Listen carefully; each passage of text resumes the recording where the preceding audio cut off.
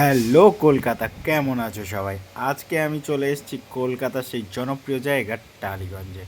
এটা হচ্ছে টালিগঞ্জে করুণাময়ের কাছে রংতলের মাঠ। এটা বলতে গেলে ধারাপাড়ায় অবস্থিত।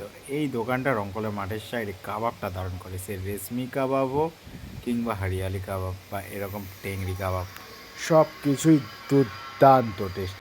আমরা দু ভাই ভেবেচিন্তে এই রেশমি কাবাবটা নিয়েছিলাম।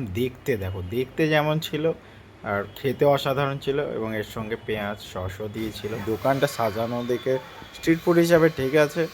আর মাংসটা তো মোটামুটি নরমই ছিল, ও তো একটা কামড় দিতে দেখলাম পুরোটাই কেটে বেরিয়ে এলো।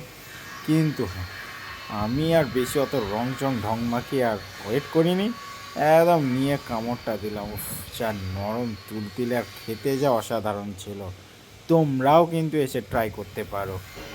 আর সঙ্গে কাকুর এই লাচ্ছা পরোটার এগরোল বানানোর কায়দাটা দেখো, এমন ঘুরিয়ে পিছিয়ে বানালে টেস্ট আসবে না মানে। আর কাকা তো বাড়ি যাওয়ার নামই নেই, সোজা বাইক নিয়ে দাঁড়িয়ে পড়েছে দেখার জন্য।